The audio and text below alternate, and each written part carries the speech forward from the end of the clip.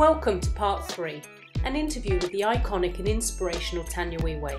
In this section we learn more about the historic move of this innovative duo to revolutionise what we now consider spa. You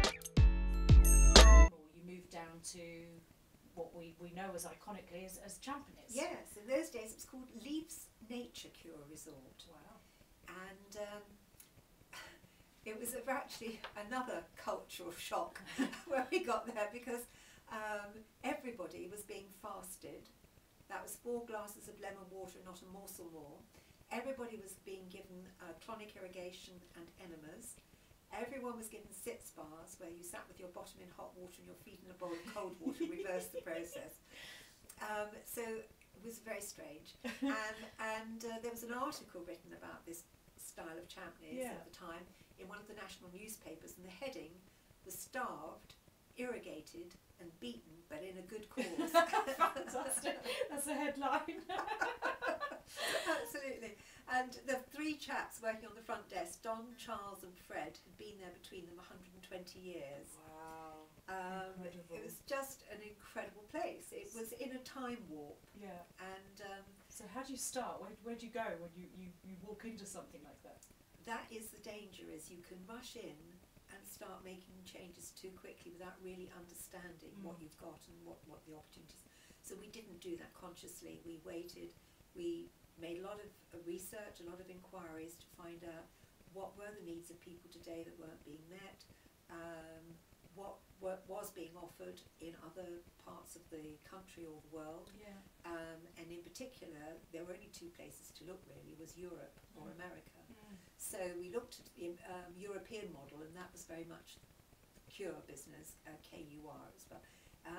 But it was looking after people with gout, rheumatism, arthritis and so forth, and people who were overweight.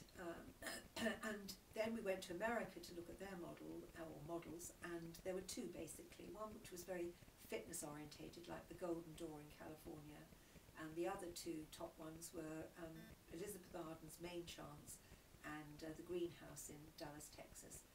And as I say, one was very, or 2 of them were very beauty focused, the other one was very fitness focused. And we said, oh, we don't really like that model either.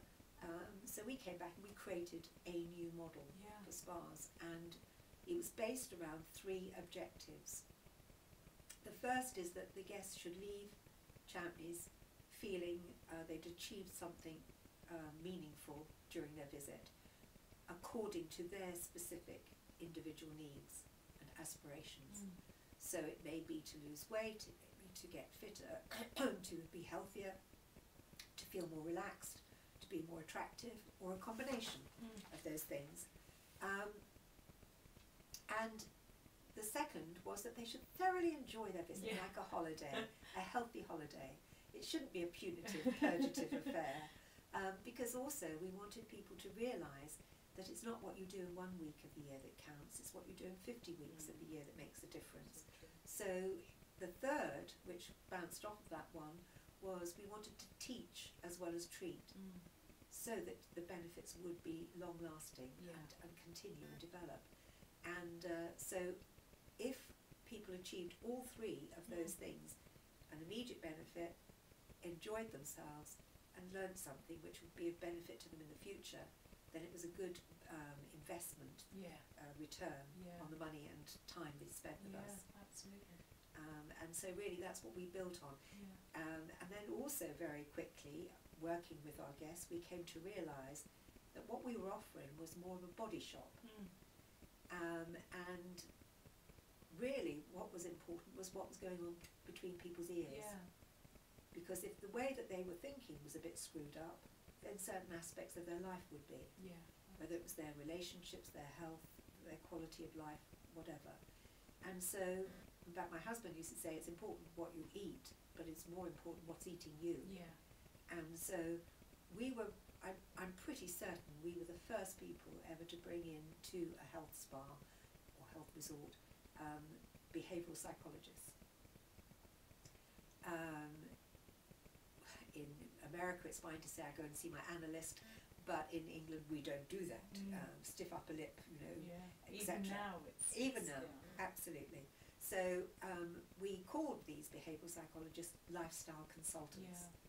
And we would say to our guests, to have an aromatherapy is wonderful, but if we're honest with you, the benefits of that will last between 3 hours and 3 days.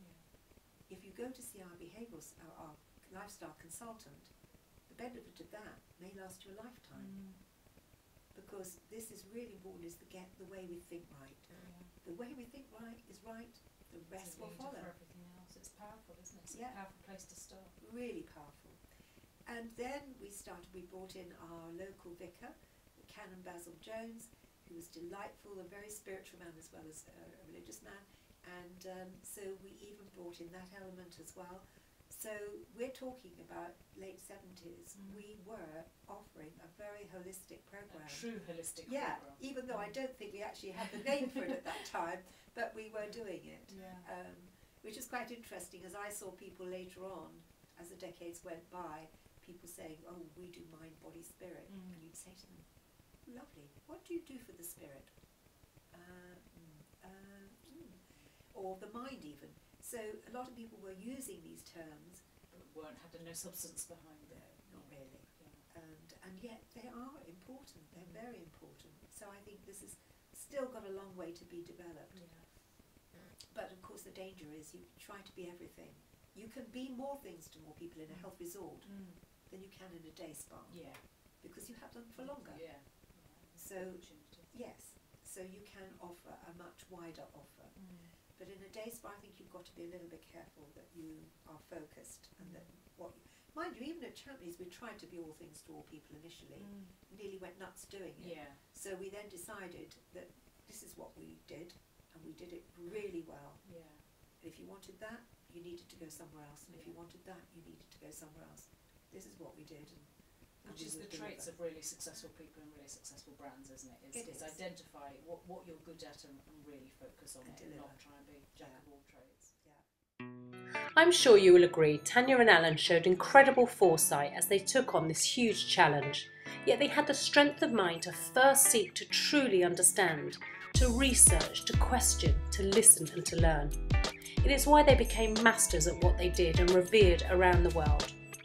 Not only did they realise that to get the way we think right is a great place to start, they simplified their objectives to focus in on delivering immediate benefits, making the experience enjoyable and memorable, and to ensure that all guests learnt something that could and would help them moving forward.